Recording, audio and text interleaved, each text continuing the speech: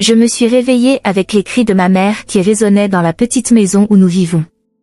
C'était une matinée froide à Paris, et le bruit des disputes m'a fait me lever du lit plus vite que je ne voulais l'admettre. Amélie, ma mère, a toujours été une femme forte, mais aujourd'hui sa voix était plus aiguë, plus désespérée. Je savais que le loyer était en retard, mais écouter la conversation avec le propriétaire, Monsieur Dubois, m'a donné mal au ventre.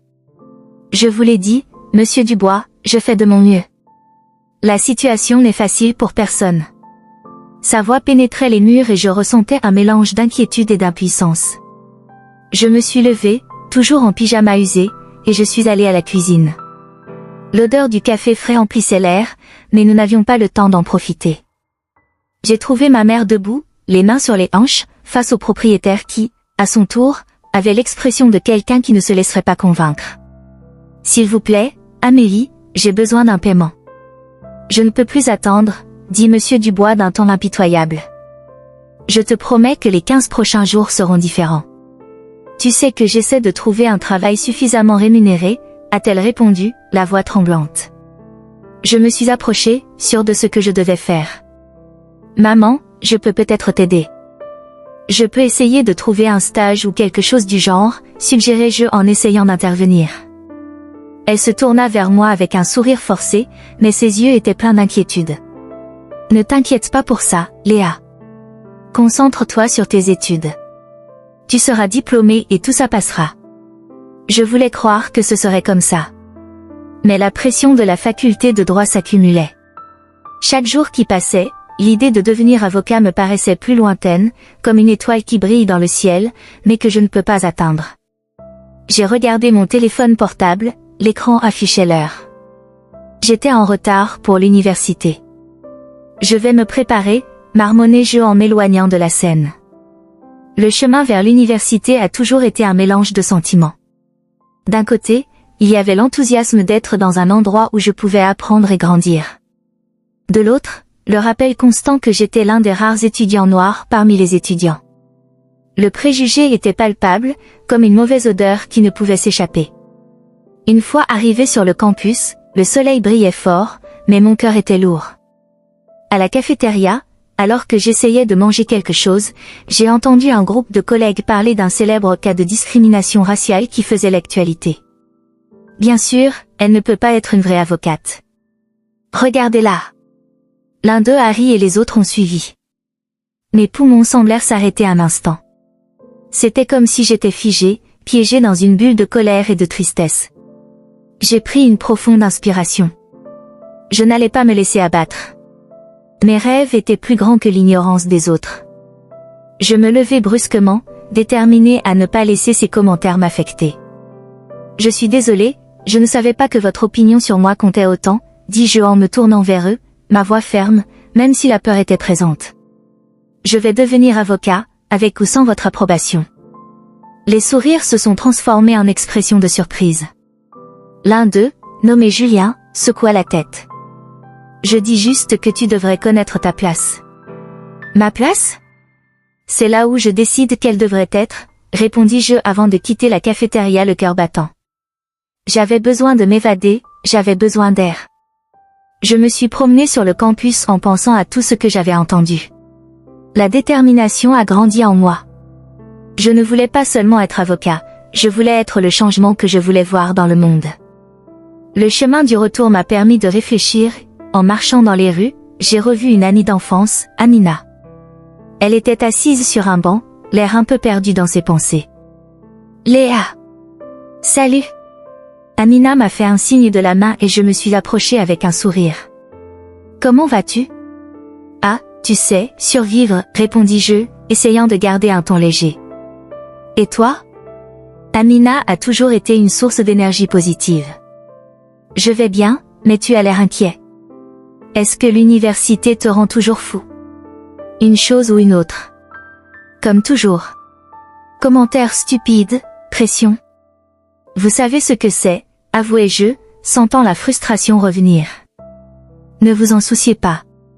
Vous êtes incroyable et je crois que vous pouvez faire tout ce que vous voulez, dit-elle avec un scintillement dans les yeux.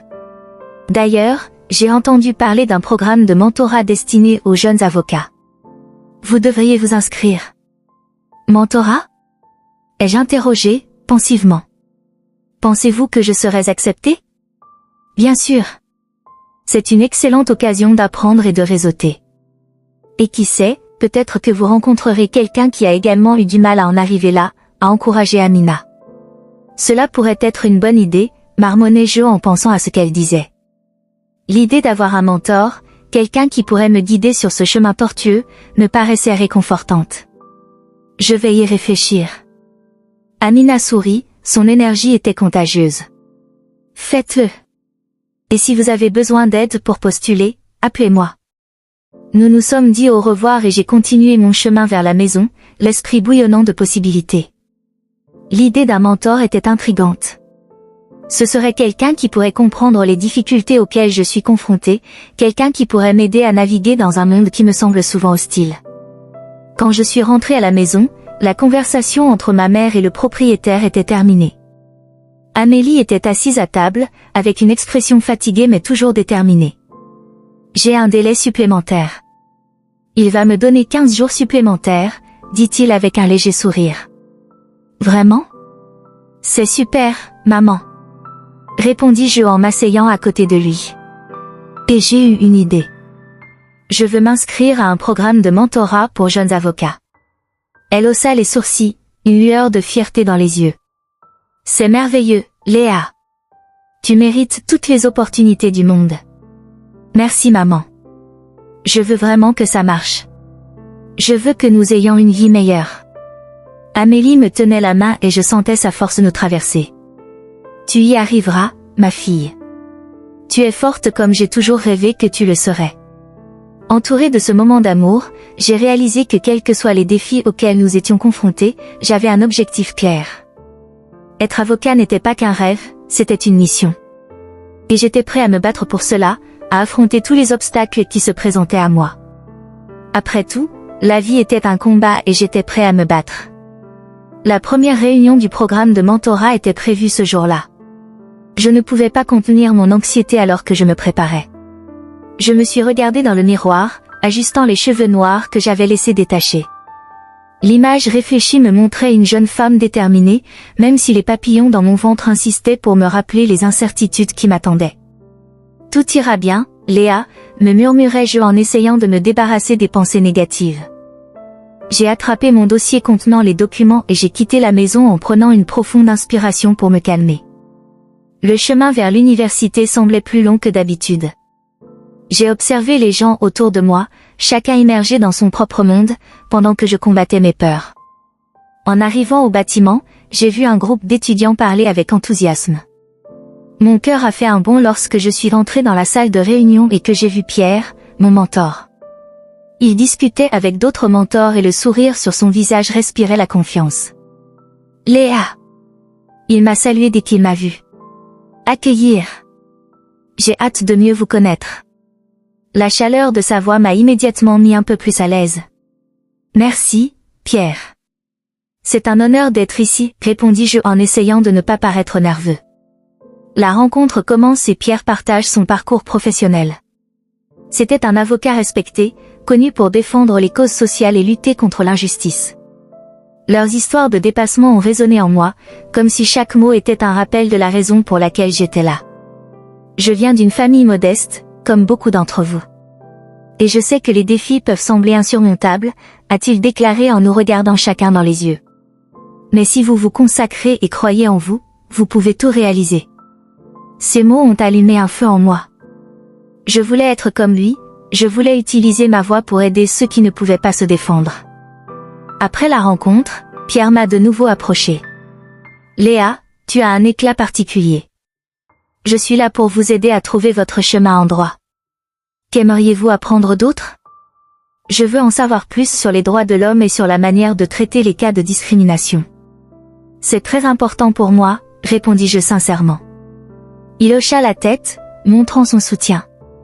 Alors travaillons dessus. Nous pouvons commencer par une visite au tribunal la semaine prochaine. Vous verrez comment les choses fonctionnent réellement.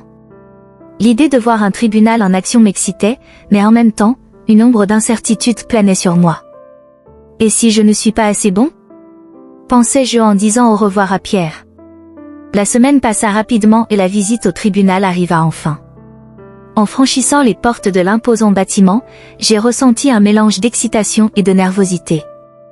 L'atmosphère était mouvementée, avec des avocats se précipitant et des gens attendant que leur dossier soit appelé. J'ai essayé d'absorber tout ce qui m'entourait.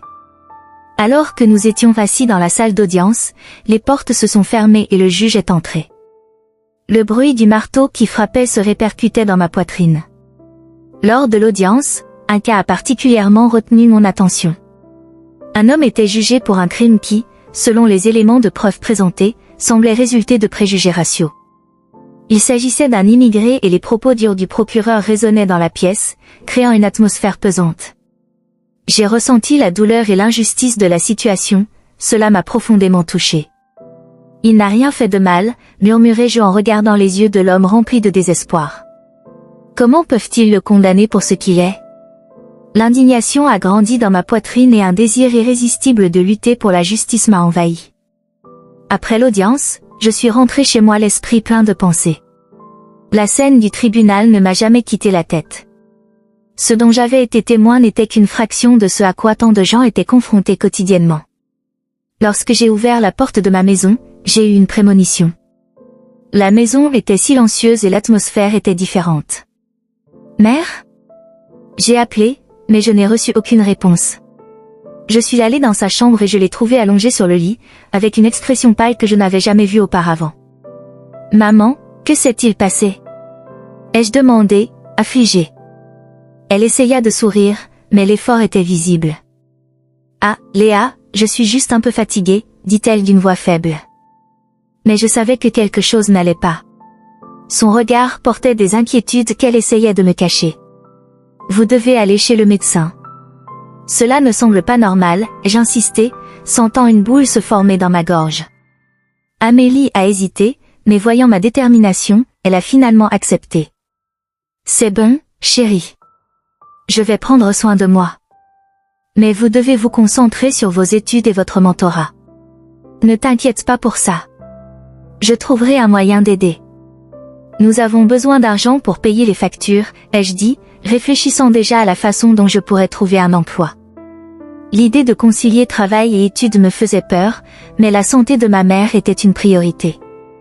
Cette nuit-là, je n'ai pas pu dormir. Mon esprit s'emballait, réfléchissant à la façon dont je pourrais aider à la maison, en même temps, gérer mes études. Je ne voulais pas abandonner mes rêves, mais la réalité devenait de plus en plus pesante.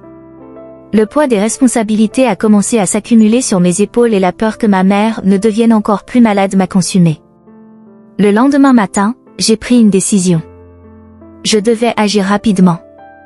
Je me suis levée tôt et j'ai examiné mon CV, déterminée à trouver un emploi. Je suis allée dans un restaurant voisin où je savais qu'il embauchait. L'odeur du café frais et du pain chaud m'a envahi les narines dès mon entrée. L'environnement était accueillant, mais la pression de trouver un emploi qui m'aiderait à payer mes factures me rendait tendue. « Salut, êtes-vous ici pour le poste ?» a demandé une jeune femme au sourire amical, qui s'est présentée comme étant Camille.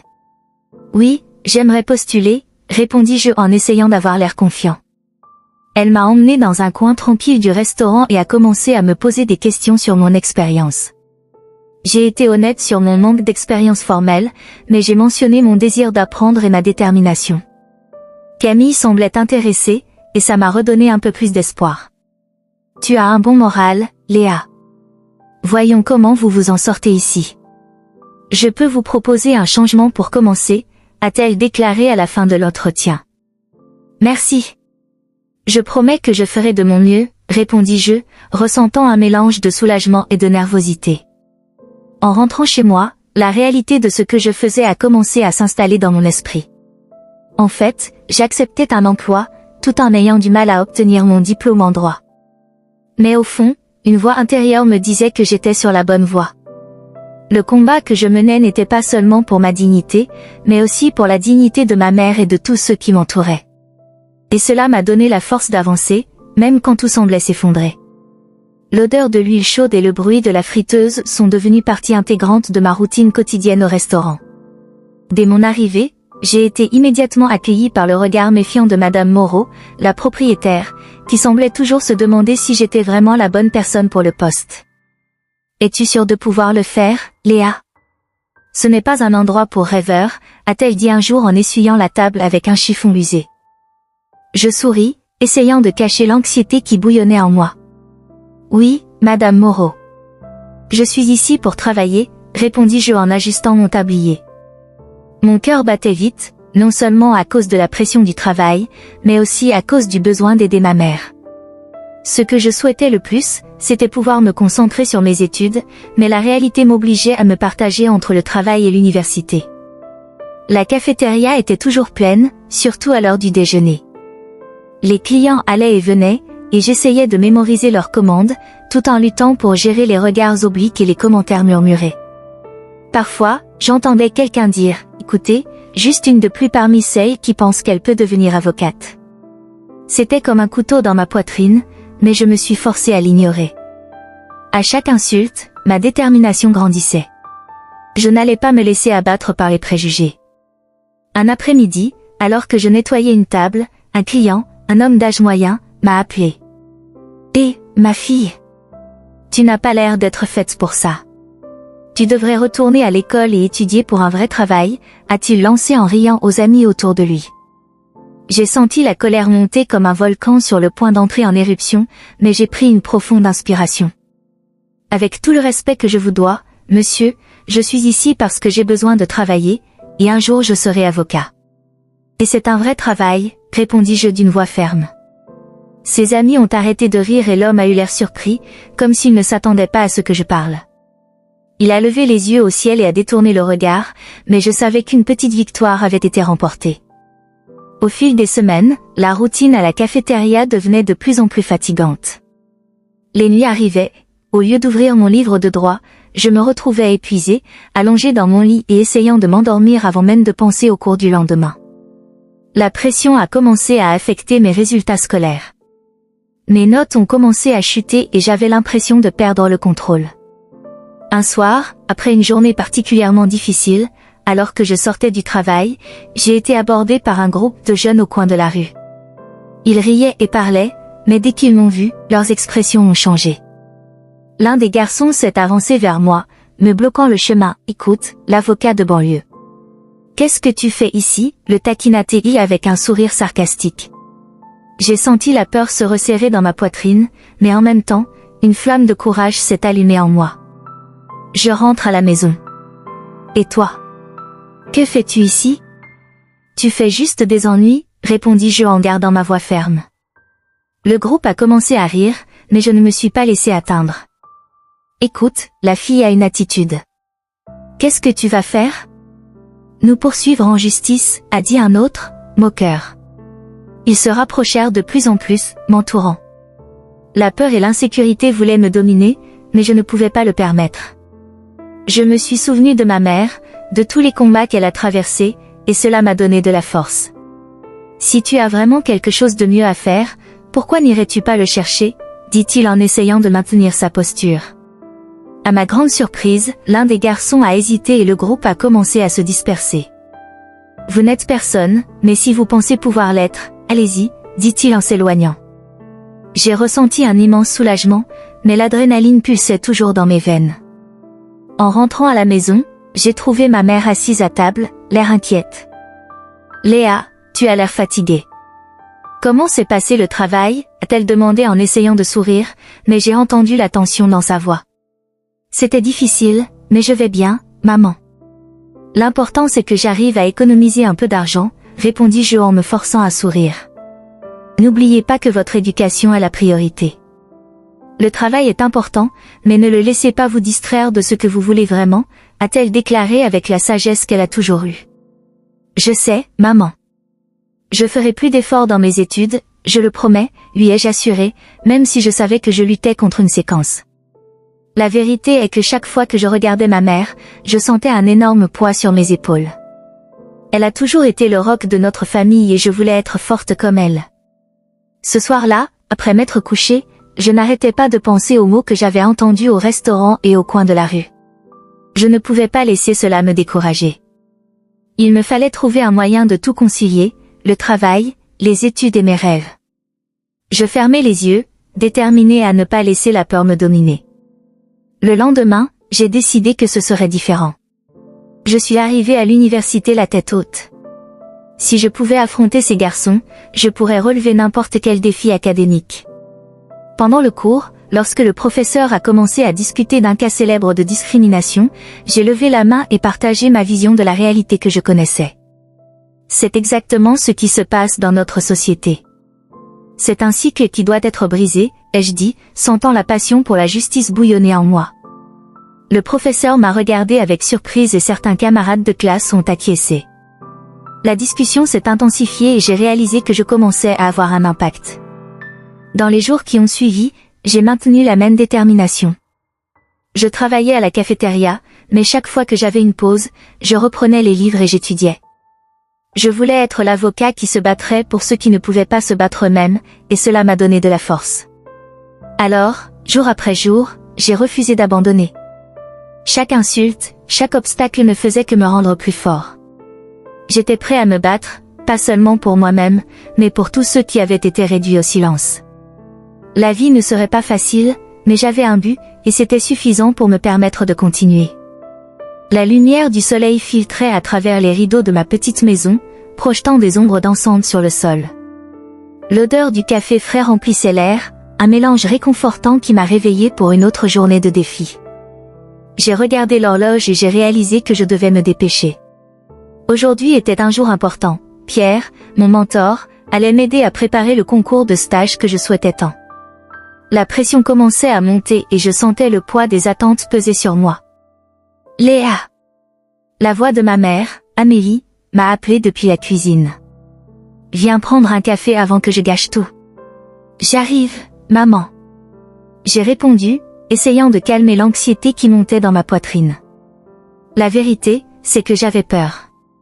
Peur de ne pas être à la hauteur, de ne pas être à la hauteur des attentes que tout le monde avait à mon égard. Le combat de ma mère pour me donner une meilleure éducation et une meilleure vie pesait sur ma conscience comme une encre. À table, Amélie me regardait avec un sourire encourageant. « Tu es prête pour ce qui t'attend, n'est-ce pas, ma fille ?» « Je l'espère, répondis-je, essayant d'exprimer mon ton avec confiance. « Pierre va m'aider, mais, et si je ne peux pas ?» Elle s'arrêta un instant, me regardant avec une intensité qui fit battre mon cœur. « Léa, tu n'as pas besoin d'être parfaite. Fais juste de ton mieux.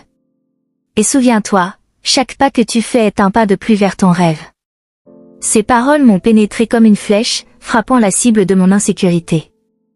D'un signe de tête, j'acceptai le café qu'elle m'offrit. Le liquide chaud coulait dans ma gorge, me réchauffant de l'intérieur. Ce simple rituel m'a rappelé que je n'étais pas seule, j'avais le soutien de la femme la plus forte que je connaisse. Après le petit déjeuner, je me suis rapidement préparée et j'ai quitté la maison, le cœur battant. Le chemin jusqu'au bureau de Pierre parut plus long que d'habitude. Chaque pas était un combat contre les pensées qui envahissaient mon esprit. Et si j'échouais ? Et si les gens me regardaient et ne voyaient que la couleur de ma peau, sans voir qui j'étais vraiment ? Je suis arrivée au bureau et j'ai été accueillie par Pierre, qui se trouvait parmi les documents et les livres. C'était un homme d'âge moyen, aux cheveux gris et au regard gentil, toujours prêt à écouter et à guider. « Bonjour Léa !» Il sourit et la lumière semblait briller davantage autour de lui. « Prêt à travailler ?»« Je le suis, » répondis-je, essayant de cacher l'anxiété dans ma voix. « J'espère juste que je pourrai le faire. »« Faisons ça, » dit-il en sortant un bloc-notes. « Passons en revue quelques points clés qui pourraient apparaître dans le concours. Ne vous inquiétez pas, vous vous en sortirez très bien. » La séance de révision a commencé et je me suis vite perdue dans la conversation. Pierre était un conteur naturel et ses expériences étaient très inspirantes. Il a parlé des cas qu'il a traités, des injustices auxquelles il a été confronté et comment, malgré tout, il n'a jamais renoncé à lutter pour un monde plus juste. « Vous savez, Léa, » dit-il en me regardant droit dans les yeux, « la plupart des gens ne comprennent pas ce que signifie réellement être avocat.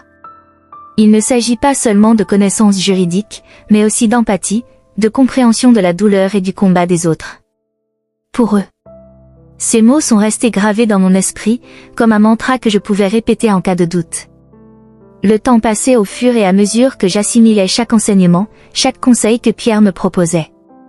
Cependant, au fur et à mesure que la séance avançait, la peur a recommencé à réapparaître. Pierre, ai-je appelé avec hésitation. Et si je n'en suis pas capable? Et si je ne peux pas réussir l'examen? Il s'est arrêté, a mis le bloc-notes de côté et s'est approché de moi, l'air sérieux. Léa, nous avons tous de la peur. L'important, c'est ce que tu fais avec cette peur. Utilise-la comme un carburant, pas comme un obstacle.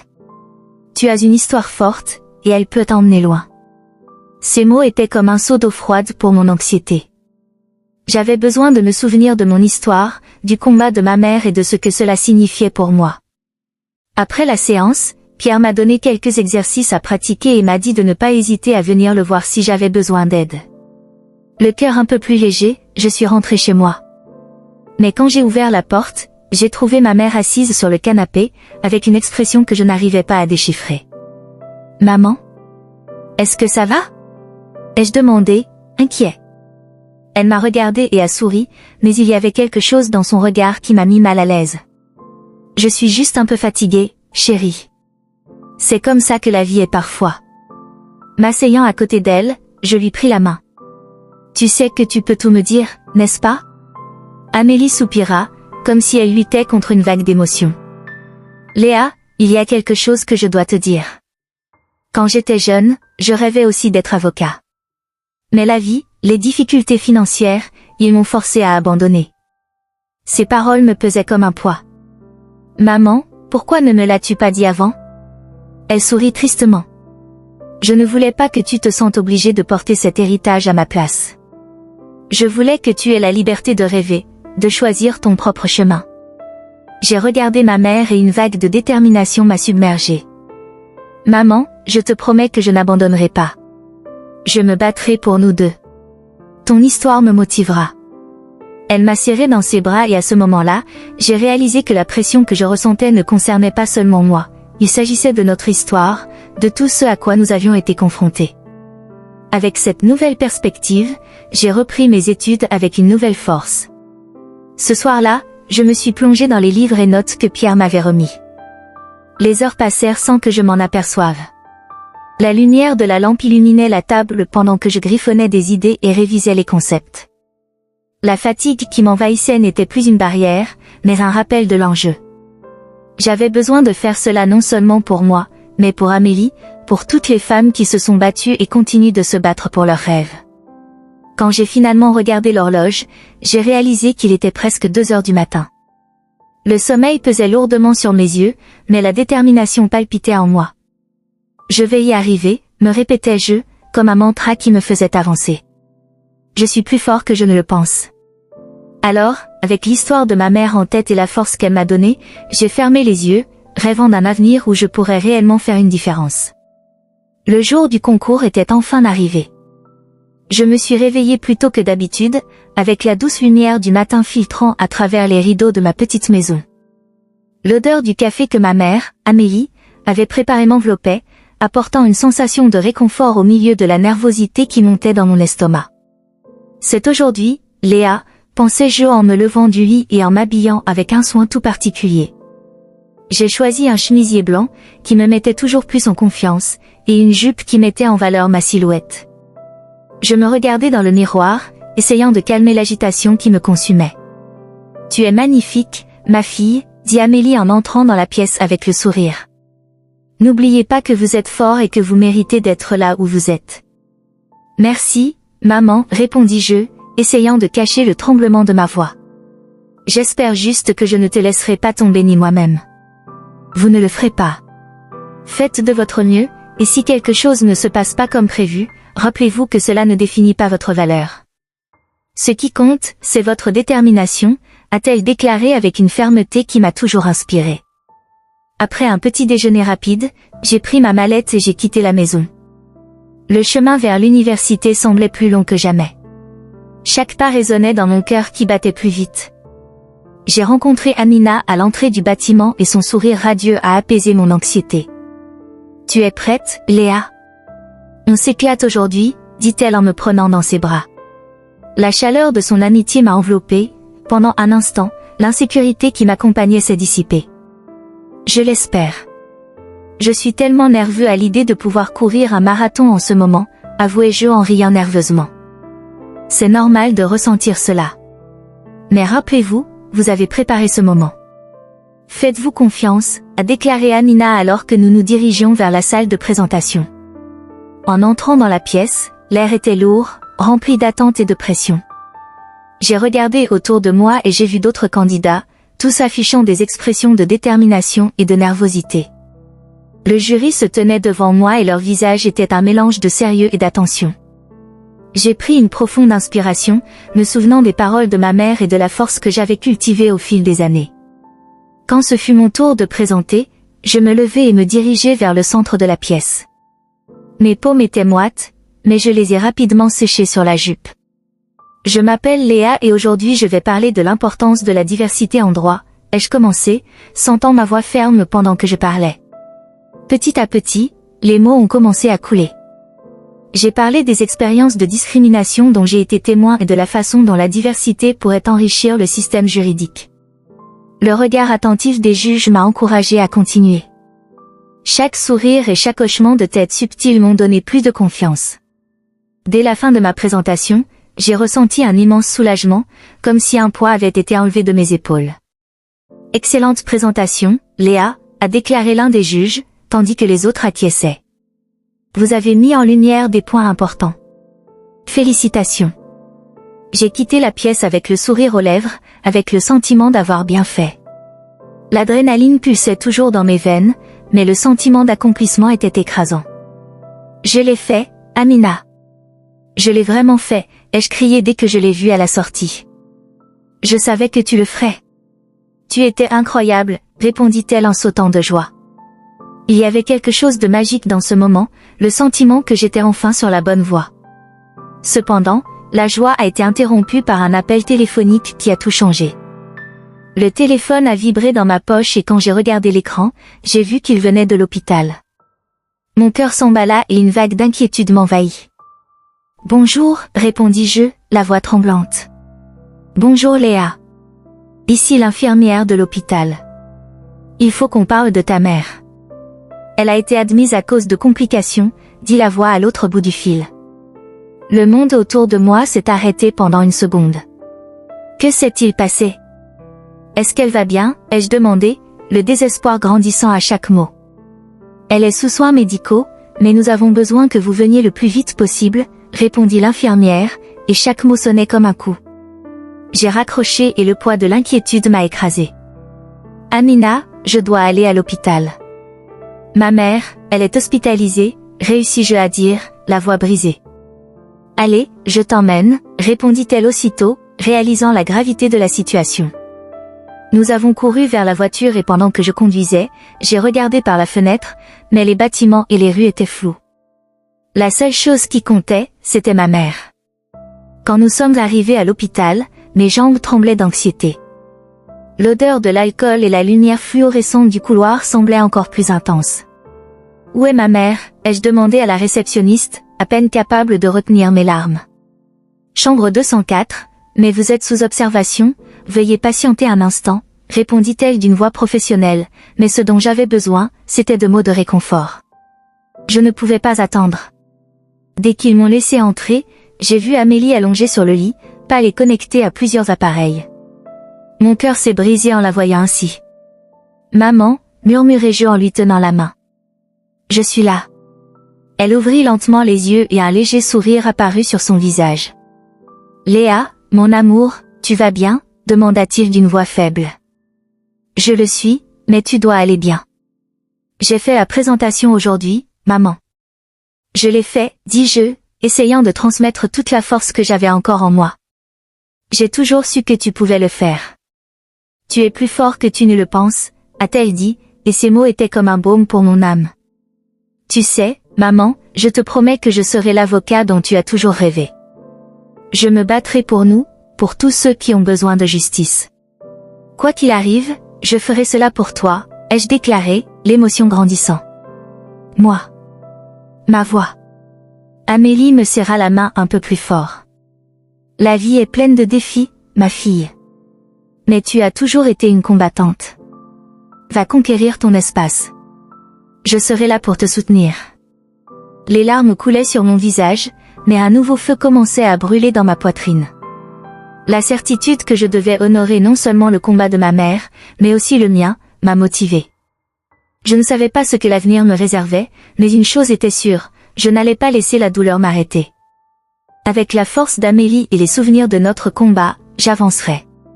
Le son du téléphone traversa le lourd silence qui régnait dans la chambre d'hôpital. La sonnerie insistante était comme un écho de toutes mes peurs et de mes angoisses. Quand j'ai enfin répondu, la voix du directeur du cabinet sonnait comme une musique céleste. « Félicitations, Léa. Vous avez réussi le stage. » Un mélange de joie et de soulagement m'envahit, mais bientôt le souvenir de la santé de ma mère m'enveloppa comme un nuage sombre. J'avais envie de crier, de courir, de danser, mais la vérité était que la réalité me tirait vers le bas. « Merci. Je ne sais pas quoi dire. » répondis-je en essayant de cacher le tremblement dans ma voix. La conversation s'est poursuivie, mais j'ai à peine écouté.